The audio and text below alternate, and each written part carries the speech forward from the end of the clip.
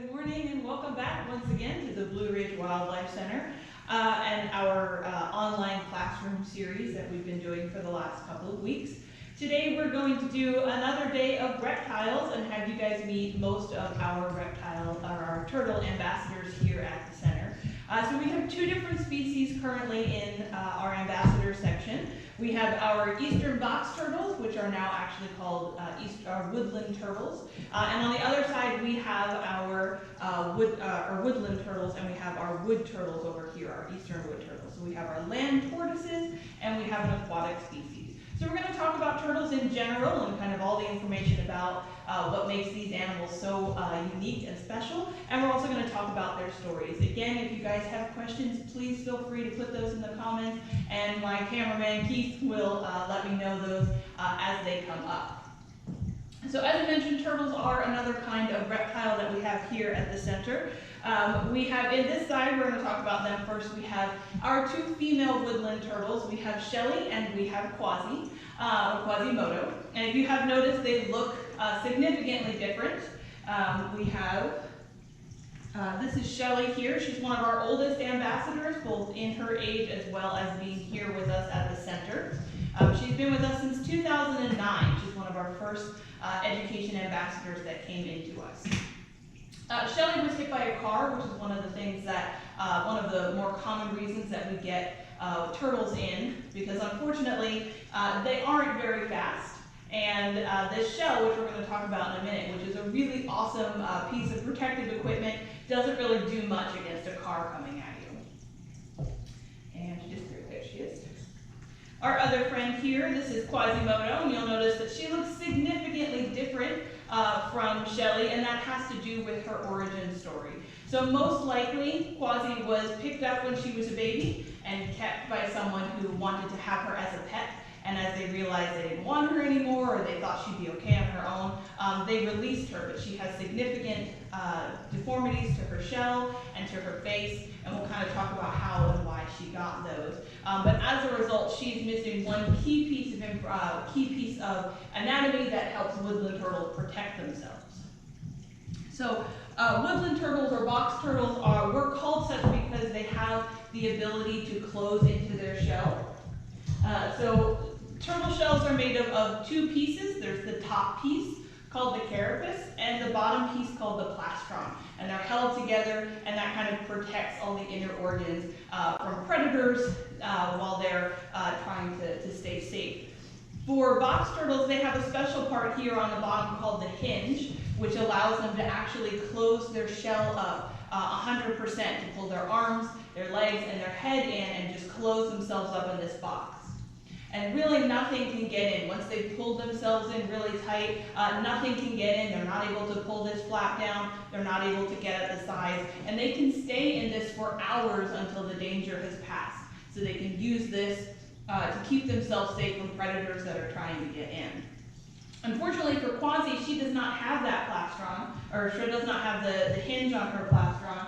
So she's not able to close herself up. You'll also notice that the back part of her shell doesn't cover her whole back side. So she's actually not able to pull herself into her shell or close herself up at all, which means that she would not survive in the wild very long.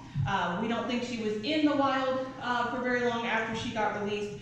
She actually got hit in the face with a weed whacker. Someone doing some yard work accidentally hit her, brought her in, and though we were able to treat her wounds and heal her, the shell deformities are really what made us decide that she was not going to be able to be released, so she's here with us.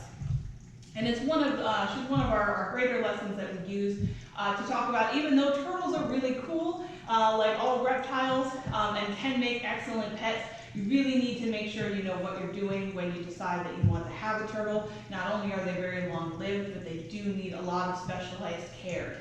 In Quasi's case, she had trouble. She probably didn't get enough calcium or vitamin D while she was growing, and that caused those shell deformities, and that is for life. Damage to the shell is permanent, and there's nothing we can do to make her shell grow bigger or grow into a better shape. The shell is made of bone. So it is living bone. It grows every year that they do. So they're born with it. It's actually their spine, if you guys can see in there. This line right here, that's their spine and their ribs combined. So it's their spine and their ribs, but on the outside of their body and all spread out to kind of keep their inside or their inner organs safe. So because of that, because it's a living bone and it grows every year that they do, and it's their spine, there's nothing we can do for a damaged shell, but try to do repairs. Because it's bone, we can fix it the way you would fix an arm or a leg that's been broken. We can try to put the edges together and heal it that way, but we can't get them a new shell if it's over damaged. So, and if the spine has been severed, that's a problem as well. So damage to the bone, unfortunately, is permanent. No questions here? So these guys don't have teeth, but they do have a beak. Technically, it's what it's called. And this is a snapping turtle skull. The beak is very sharp and lines up similar to a pair of scissors. So they're able to find food and cut it into smaller bite-sized pieces that they can then swallow whole. So it can be very sharp. So please remember, if you find turtles, you're concerned about them, as with all wildlife, they can bite and it can be painful. Yes? How much do these turtles eat? It depends on the season. So these guys right now, we're going into summer. So they're starting to feel that it's time to kind of bulk up, especially if you've got eggs to be making. In this case, we do not breed any of our animals here, but they still kind of have a few of those instincts that they think that's what this time is for. So right now they're starting to eat a lot more than they do over the winter. They are omnivorous, so they eat a little bit of everything: fruits, vegetables, fungi, and as well as insects, frogs, mice, if they can catch them. Pretty much anything they can catch that they'll want to eat, they can take a bite out of. They'll also eat carrion. They'll eat some freshly dead stuff that's in the forest. Pretty much anything they need to kind of keep themselves going. Jen wants to know, are boat repair patches still used for shells? Boat repair patches. I'm not sure what that is. It's like fiberglass. Fiberglass. I don't know. That's not something that we use here. So when we do repairs on our turtles, if you go back in our Facebook feed, you should find some before and after pictures. We do use their little eye hooks that we can super glue to the shell and then put usually suture in between to kind of pull those edges together. So we try not to cover up the shell in any way. We don't want to get adhesives or anything into the wound site. We don't want to glue the shell to itself, because again, it's living bone, so you wouldn't want someone to put crazy glue on your arm bone and then put the ends together. That's going to damage the tissues and the bone's ability to repair itself. So we just kind of put stuff around the edges the way you would suture a wound on your arm, and we pull those edges together so they can knit themselves. I'm not sure what they do for larger turtles or aquatic turtles. It's a possibility, but it's not something that we do here. So we got some questions about these guys' speed, and also, do you know how old they are individually? We can give you approximate ages for them. So again, turtles grow, and every year that they grow with the shell, it gets bigger until they kind of reach their adult size. And they get, as the shell gets bigger, they get another kind of layer to their scutes, if you don't mind, Quasi. There are these ridges here on each one of these is called a scute. And there are ridges that start in the middle and kind of radiate outwards, kind of like the rings on a tree. So you can count from the middle of the scute towards the edge. As you get to the edge, it gets harder to see the individual rings, so it's harder to guess how old they are. But you can get an idea of how old they are based on that. Once they hit their adult size, which is somewhere between 25 and 30, they'll stop growing, the shell will stop expanding, they'll stop getting those rings. And you can look for other clues. Usually darker, smoother turtles are older than younger turtles that have a lot of bright colors or have easy to see ridges. So Quasi, being that she's smaller and also has less rings, she's less than 20, probably somewhere between 15 and 20 years old. Shelley, on the other hand, is a significantly older turtle. We have a count of approximately 33 rings, and she's been with us over 10 years. So she's at least in her mid-40s, but she could be significantly older than that.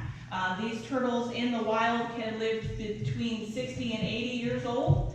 In captivity, they routinely live over 100. On the other end here, we have our wood turtles that we talked about. The one who's moving around the most, that's Tugboat, and her friend on the other side is Jessie. Tugboat has the more tragic story. She was also hit by a car. You'll notice she's missing a piece of her shell, and as you see her walking around, you might notice she's also missing a back foot. So the fracture to her shell caused that piece to die. We did try to repair it and secure it to each side, but the strip of bone that's missing actually died, so the edges weren't able to knit together, and in the end we had to remove it for her health. The same with her back leg. The fracture line, which you guys won't be able to see very well, but the fracture line actually briefly crosses her spine towards the end. It didn't sever the spine, but it did cause nerve damage, so she wasn't able to use that back leg very well. She was dragging it behind her, it was getting sores, and it did eventually start to slough off on its own. So we did a partial amputation of her back leg, again, for her health. So she's not as very well able to swim as other turtles are, and that gap in her shell actually does leave a vulnerable spot. So a predator would be able to go in and possibly get access to her inner organs through that sliver that's missing. So we have a couple questions about their socialization. Are they solitary creatures? Do they spend time together in groups? So they are generally solitary. I do know that they are in pairs here, and this is not something you would see naturally in the wild. You might see more than one woodland turtle in the same spot if there's a lot of food there, but they don't socialize the way some other animals might, so it's really just coincidence that you see them together, or they might have been drawn to the same food source, but it's not something they spend a lot of time together. The same for the wood turtles. They're generally going to be solitary. There have been cases of them hibernating together, hibernating in groups, but again, it's more coincidence than the need, the pull for socialization the way other animals have. We introduced these guys together and made sure that they would get along before we decided that they would live together, and we do make sure that they have enough space and everybody has their own hiding spots and feeding spots to make sure that there's no aggression or competition for resources. And this is a new space for them, so you can see them testing the waters and trying to decide if they can escape in any from this and explore further. And is there a reason when we have the wood turtles and the box turtles separated from each other? It's mostly because they really haven't been introduced to each other before, and we do try to keep them separated as much as we can for their health and their safety. We're not sure how they're going to get along. It's not really necessary. They don't live in the same areas or really in the same kind of habitat, so we don't need to have them be quote-unquote friends. But also turtles and reptiles in general, they are more highly susceptible to different strains of pathogens than say mammals or birds. So we do try to keep them separate just in case one of them has a disease that they can pass on to the others. So we try not to mix them if we don't have to. So I know they can touch through or try to keep them separate. We had a question about keeping turtles as pets. Do you recommend that? And is there any reason why you shouldn't keep wild turtles as pets? Again, kind of the same. If you would like a turtle as a pet, I'm fine with that, but you do need to make sure that you do all the proper research, make sure that you have the correct diet, the correct lighting, enough space, enough time, all of those things that really go into having these kinds of animals. I know a lot of people seem to think that turtles don't need a lot. They just seem very easy to care for, but that's really just on the surface. Otherwise, you end up with a lot of turtles like Quasi that have underlying health issues that may not manifest until later, but it's something you need to be on the lookout for. And also to be aware that turtles live a really long time. It's not like having any other pet, really. Again, these guys can live to be over 100 in captivity. So you go to the store and you get one of those tiny water turtles, they can live to be over 60. So you've got this tiny water turtle, and then he grows to be, you know, almost a foot long, and he needs a big tank, and they need a lot of time and care, and they're going to be around for a while. So just to kind of make sure that you are in it for the long haul and aware of all of the things that you need to do to take care of them.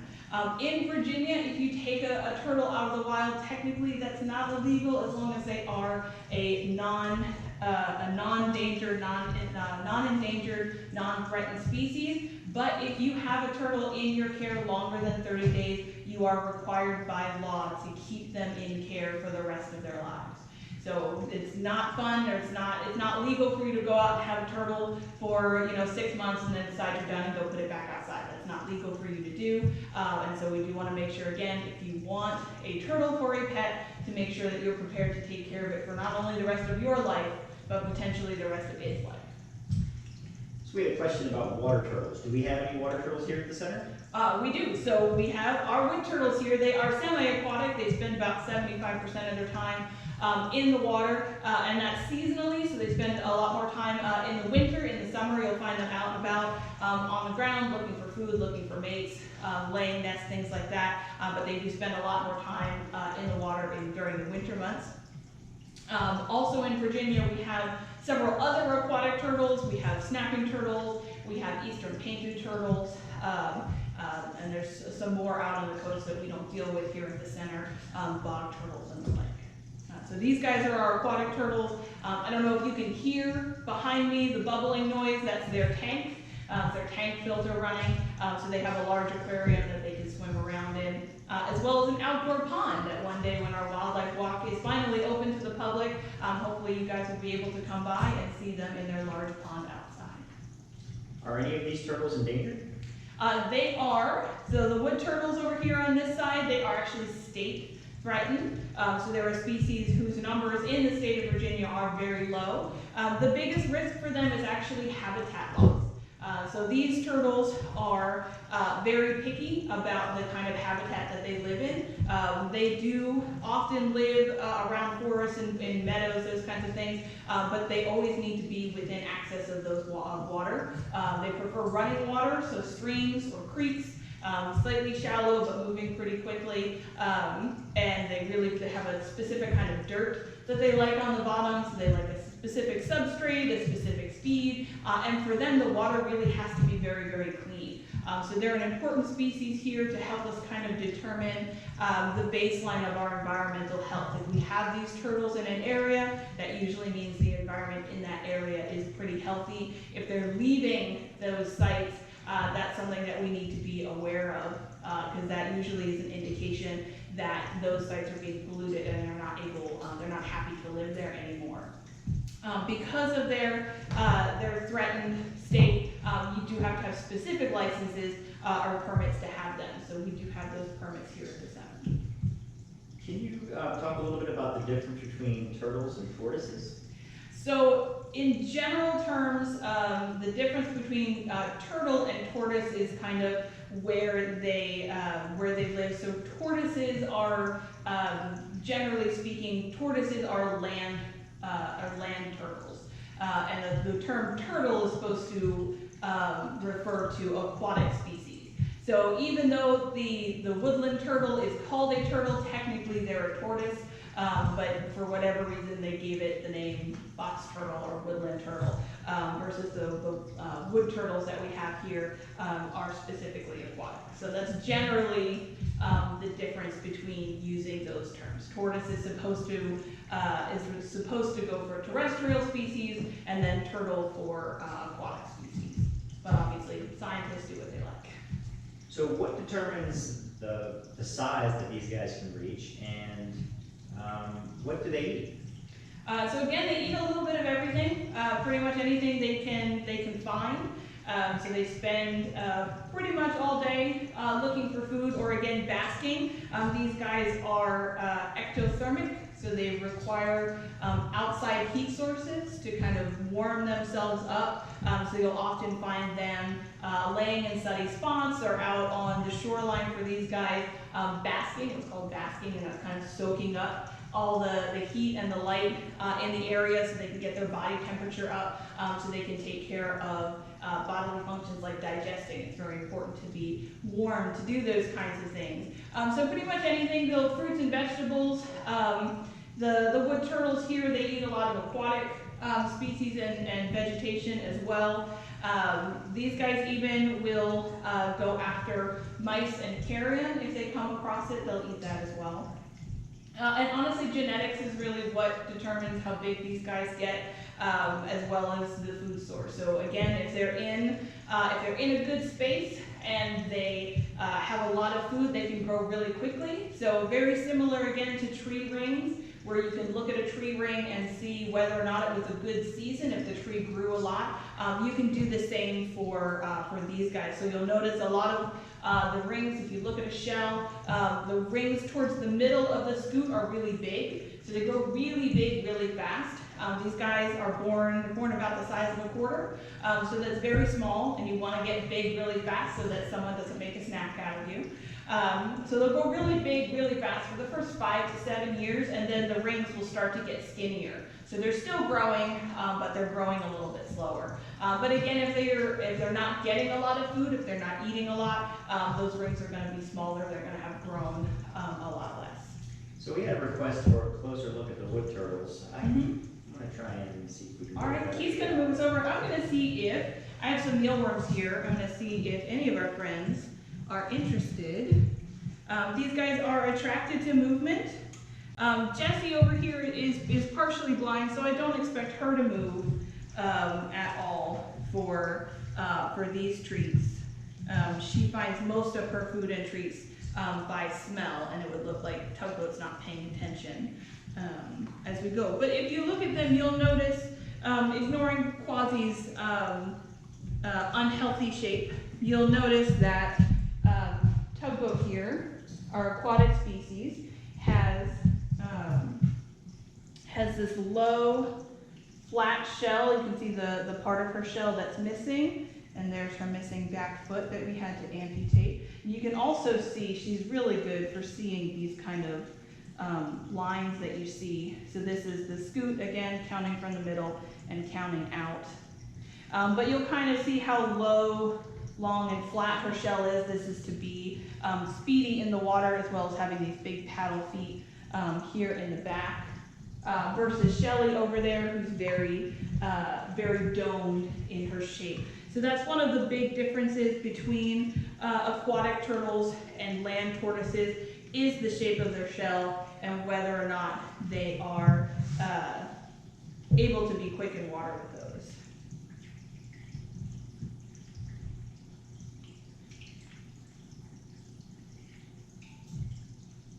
You guys can see that scissor beak in action.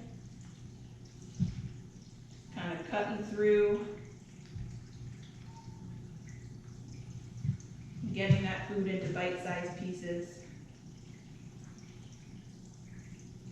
You see, when there's something to go after that they want, turtles can be moderately quick. It's not something, they don't do a lot of movement during the day, and they don't generally move a large distance. Turtles in general, they will live within a 1 mile radius for their entire lives.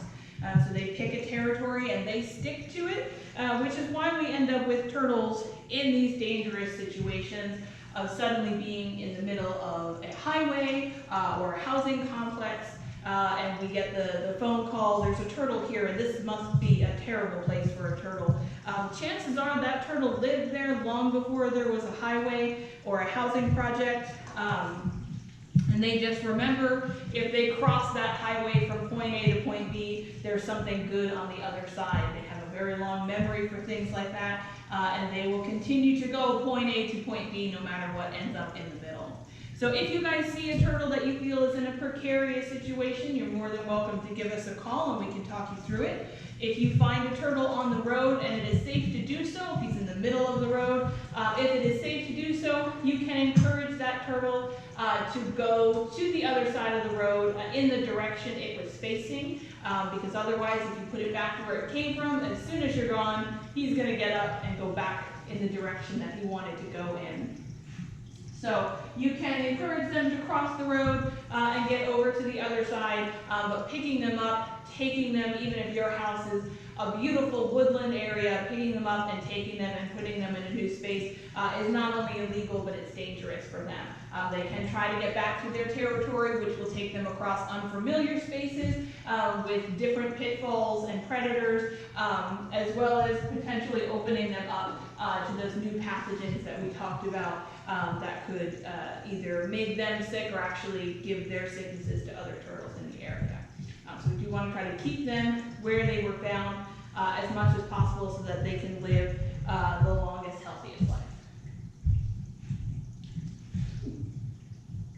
So can you talk a little bit about the enrichment that we do for the turtles? Yeah, so we do a variety of enrichment for these guys. A lot of it is food related. They do seem to like chasing down different kinds of insects. Tugboat's favorite is earthworms. She likes to get the goo all over her face.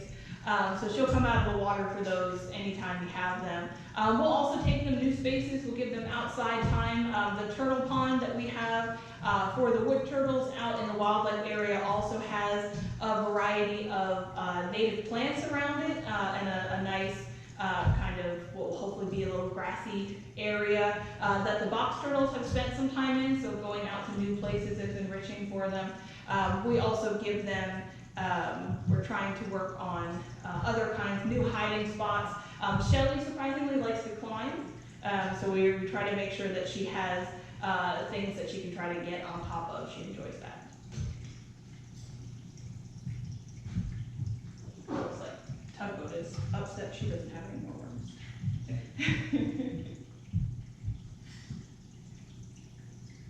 All right. So you mentioned that we have a turtle pond here at the center. How much time do they spend in the turtle pond? So the turtle pond is a fairly new addition for us. It was finished last fall, so they haven't gotten to spend a lot of time in it. We did not feel it was safe for them to hibernate in that pond over the winter, just for predator reasons, and we weren't sure whether or not the pond would freeze, so we had a lot of questions about that. So it was definitely going to be a summer thing for them, and we are hoping that as soon as the weather is more consistent with its temperature, they'll be able to go out during the day and then come back in for safety at night. Now, are these guys true hibernators? And if so, what type of time periods are they, not up and around? So for these guys, it depends on the weather and depends on their location. So northern populations, more northern populations where it's consistently cold for what the winter months would be, they are true hibernators. They dig what's called a hibernaculum, so they go at least 8 inches below the frost line, so they were below the surface, under where the ground freezes. Below that frost line, the ground should stay somewhere in the 50s, which is really good for these guys. So they'll bury themselves down. The woodland turtles, the box turtles will bury themselves down in that dirt, and they will spend the entirety of the winter there. Here in Virginia, because our winters are often periods of cold and then slightly warmer, if it's warm enough, if the ground warms up enough, you might find wood turtles coming out, or box turtles rather, coming out and about to look for food, but they do stay under. And that's generally end of October, November, through April. Usually they are down. And the same for the wood turtles. So these guys actually hibernate in water. So they get themselves buried nicely in that sandy bottom that they prefer. So they really like that kind of substrate on the bottom of their streams. They'll get kind of tucked down in there, and they can stay under without much movement, again, from November through to April, sometimes earlier, sometimes later, depending on the weather. Now, we talked a little bit about this with the snake program that we did not long ago, but as far as the age of these types of turtles, do we know what the oldest one on record is, or the oldest one that we've seen here personally? We don't. So we don't know how old again, because once they hit their adult age, it's really hard for us to determine how old they are. So Shelley, again, she's an adult size. She's not going to get any bigger. She's not going to get any more rings.